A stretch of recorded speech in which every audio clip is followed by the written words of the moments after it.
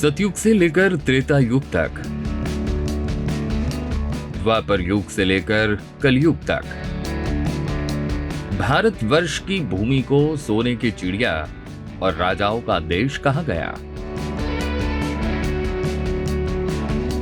एक से एक शक्तिशाली राजा इस भूमि पर आए और अपना पराक्रम दिखाकर इतिहास के पन्नों में नाम दर्ज करके गए।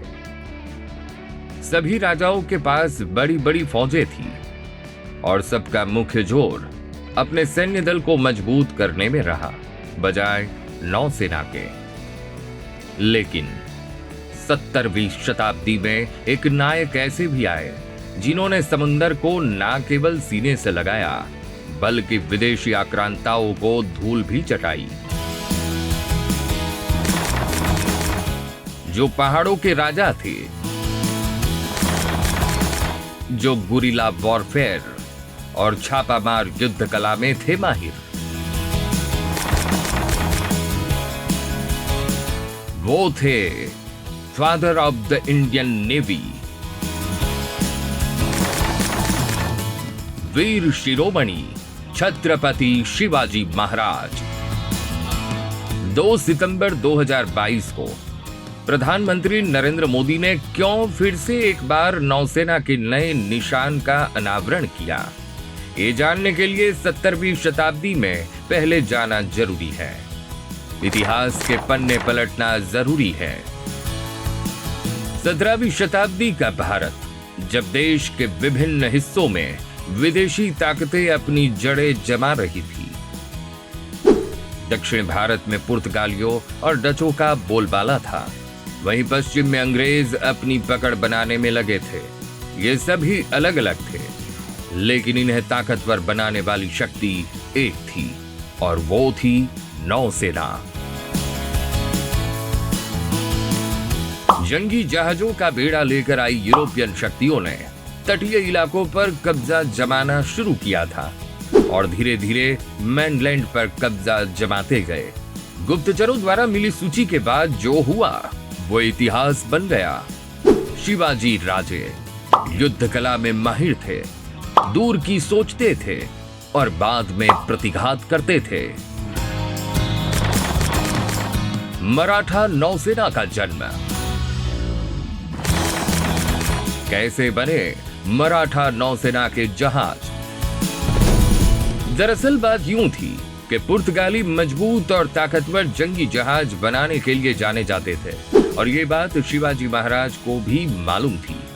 उन्होंने अपने करीबी आबाजी सोनदेव को सूचना दी और कुशल लोगों को जंगी जहाज कैसे बनाते हैं ये जानकारी इकट्ठा करने के लिए पुर्तगाली इंजीनियर्स के पास भेजा और कुशल लोगों ने युद्ध के जहाज बनाने की न केवल तालीम ली बल्कि दुश्मनों के सोच से परे जहाज भी बना दिए।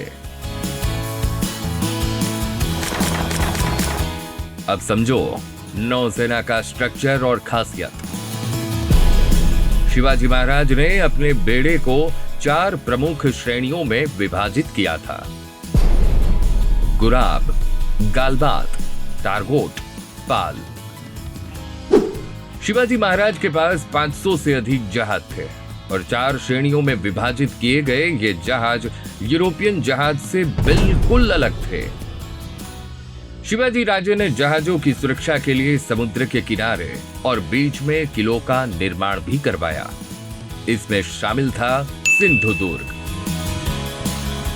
जो मुंबई से 450 किलोमीटर दूर कोंकण के मालवन में शिवाजी ने अपनी निगरानी में बनवाया था। यह एक अभेद्य किला था।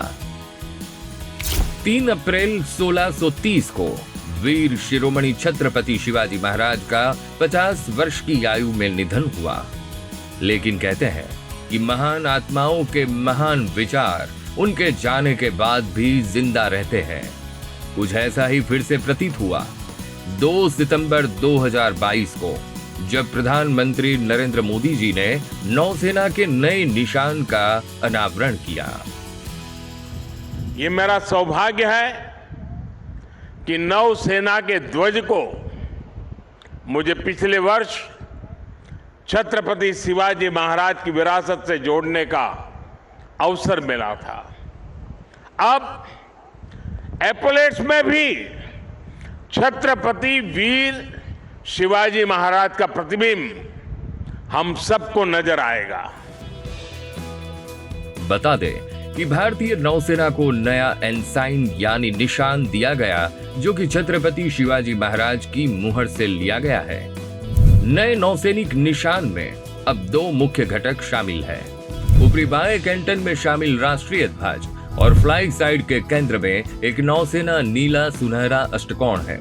यह अष्टकोण जुड़वा सुनहरी सीमा रेखाओं वाला है, जो स्वर्णिम राष्ट्रीय प्रतीक लायन कैपिटल ऑफ अशोक नीली देवनागरी लिपि में सत्यमेव जयते के साथ रेखांकित को घेरे हुई है।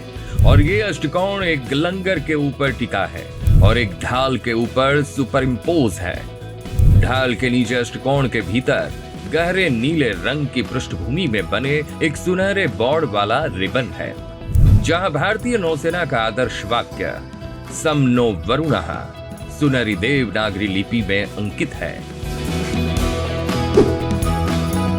कैसी लगी आपको ये जानकारी? ऐसी इंटरेस्टिंग खबरों को देखने के लिए आवाज A to Z को सब्सक्राइब करें, लाइक करें, फॉलो करें और आपके दोस्तों तक भी पहुंचाएं। धन्यवाद दोस्तों।